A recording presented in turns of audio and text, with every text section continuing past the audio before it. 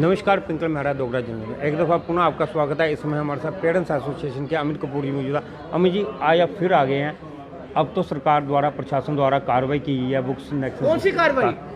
आप किसकी कार्रवाई की बात कर रहे हैं? जो वो सिर्फ तंदूर अंदर कर सकते हैं, लोगों के बर्तन अंदर कर सकते हैं, लोगों को बेवकूफ बनाकर छोटे छोटे दुकानदारों को दाड़े मारकर उनके सामने लेडी सिंगम बन सकते हैं। मेरे पास प्रूफ है, ये एडीसी मैडम का नंबर है, मैं आपके सबके सामने कहता हूं, ये देखिए नंबर। और मैंने प्रूफ भेजा, जब उन्होंने रेड की मैंने सल्यूट भेजा और मैंने साथ ही कहा मैडम पहला ऑफिसर देखा जिन्होंने इस ऐसे स्कूलों पे एक्शन लिया। और जब मैंने उनको प्रूफ भेजना स्टार्ट किए तो मैडम की आंखें खुली की खुली रह गई। मैडम का कहना क्या था कि आप एक काम कीजिए, ये देखिए, ये लेडी सिंगम मैडम का नंबर है, ये नंबर है 9419108549 08549941191। जब मैंने इनको प्रूफ भेजे, आज मैंने प्रूफ साथ भी लाए हैं, मैंने कहा मैडम दुकानदारों का उतना ही कसूर है लेकिन स्कूल वालों का ज्यादा कसूर है। हर स्कूल हर पेरेंट्स को इतनी लंबी लंबी लिस्ट दे रहा है, पब्लिशर का नाम लिख के दे रहा है, जाओ फलानी दुकान से, साहित्य संगम होगी या दूसरी होगी, जाओ फलानी दुकान से बुक्स ले लीजिए।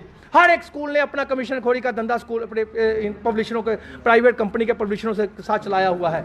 लेकिन मैडम ने 5 दुकानें सीज की, उसके बाद क्या पता अब ये मोटी टैची हो गई। लेकिन उसने जो कार्रवाई की है, कार्रवाई में भी हमारे कई पत्रकारों ने यही पूछा कि मैडम ये जो आपने कार्रवाई की है दुकानों पे की है, स्कूलों पे, उन्होंने कहा इनके बाद स्कूलों का नंबर भी आएगा और स्कूलों की जब मेरी बात सुन लीजिए, स्कूलों का नंबर भी आएगा। 4 साल हो गए मुझे सुनते हुए, स्कूलों का नंबर भी आएगा। स्कूलों का नंबर क्या आएगा मैं आपको बता देता हूं। वहां पे किट मिली, ये फलाने स्कूल की किट, ये फलाने स्कूल की किट, ये फलाने स्कूल की किट, ये फलाने स्कूल की किट। जब मैडम को ये बात पता है कि नॉन एनसीईआरटी के सिवा एडिशनल बुक्स कोई भी नहीं लगानी, तो फिर स्कूलों के ऊपर एक्शन क्यों नहीं हुआ? क्या वो वही 5 दुकानें बुक्स बेच रही थी? क्या वो रेड कंटिन्यू क्यों नहीं रही? अगर वो रेडे कंटिन्यू रहती, अगर सभी दुकानदारों के पास जाते, जैसे क्रिसेंट पब्लिक स्कूल खुद ही गली में 3 महीने 2 महीने के लिए दुकानें खोली जाती हैं, केसी वाले जो हैं बीएसएफ के पास, साहित्य संगम के पास साहित्य संगम वाले की ब्रांच खोली जाती है। इसी तरह रेशमगढ़ में सेंट पीटर हाई स्कूल जो है रेशमगढ़ में दुकान खोली जाती है। आपको नहीं लगता जहां तक आपने 4 साल का इंतजार किया, आप थोड़े दिन को और इंतजार करते? ये रेड उन्होंने खत्म थोड़ी की है, उन्होंने खत्म के लिए नहीं बोला, चल आगे कंटिन्यू भी हो, क्या स्कूलों पर भी आगे कार्रवाई? अगर प्रूफ भेजने के बाद मैडम ये कहती कि मैं इसको देखती हूं, मैं इस पे एक्शन लूंगी, मैडम कहती आप एक काम कीजिए, प्रेजेंटेशन बना के डीसी साहब को दे दीजिए। भाई रेडें आप कर रहे हो, प्रेजेंटेशन मैं बना के डीसी साहब को दे दूं, तो क्या किसी ने प्रेजेंटेशन आपको दी थी लोगों के बर्तन अंदर करने के लिए? किसी ने प्रेजेंटेशन दी थी आपको तंदूर अंदर करने के लिए? किसी ने प्रेजेंटेशन दी थी ये 5 दुकानों की रेड करने के लिए? बाकी दुकानें कितनी 100 से ज्यादा दुकानें हैं जो प्राइवेट स्कूलों के साथ नेक्सस। सुनो, साहित्य संगम का जो नेक्सस है वो 70 दुकानों के साथ चल रहा है, 70 स्कूलों के साथ चल रहा है। आपका कहने का मतलब कि प्रशासन द्वारा दोहरे मापदंड अपनाए? दोहरे नहीं, ये सिर्फ मोटी टैची करने का, चाहे वो अपने जूनियर की हो। गंभीर आरोप नहीं लगा रहा, मैं ओपनली कह रहा हूं, लगा दो FIR।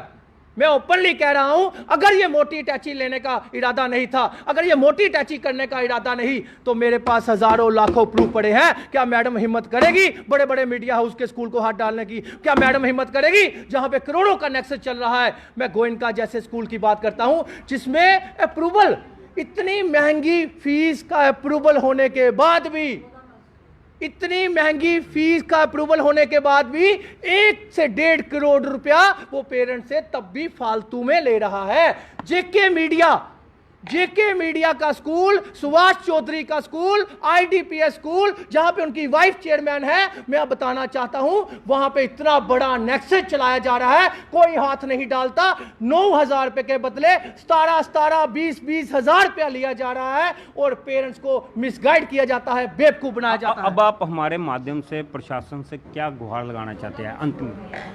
देखिए, मैं आप प्रशासन से यही कहना चाहता हूं, अगर आप में हिम्मत नहीं है तो पेरेंट्स को मिसगाइड करने के लिए रेडे मत कीजिए। अगर हिम्मत है, अगर आप ईमानदार हैं, अगर सचिन साहब ईमानदार हैं, तो सचिन साहब रोड पे निकलिए, दुकानें चेक कीजिए।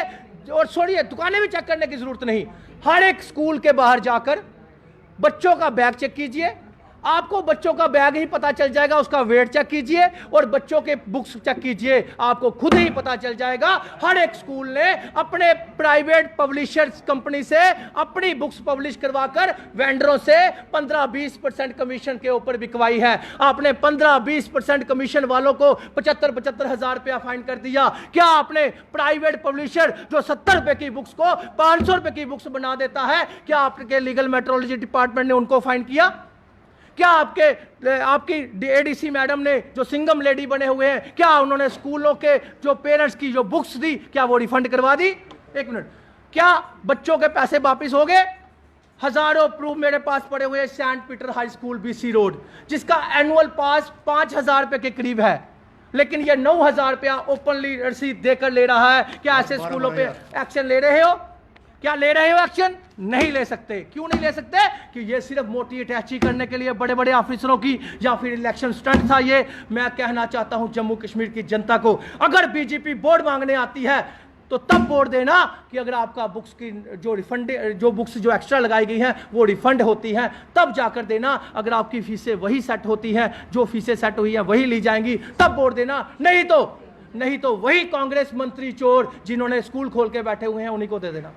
तो ये था अमित कपूर जी, जिनका इस पूरे विषय पे कहना था। हालांकि उन्होंने कई तरह के गंभीर आरोप लगाए, हम उनकी पुष्टि तो नहीं करते, लेकिन जो भी उन्होंने कहा वो आपके सामने। अब आप सब लोगों के इस पर क्या राय है, अपनी राय कमेंट्स बॉक्स में दीजिएगा। इस तरह को अपडेट के लिए जो ही देखते रहिए डोगरा जन। नमस्कार।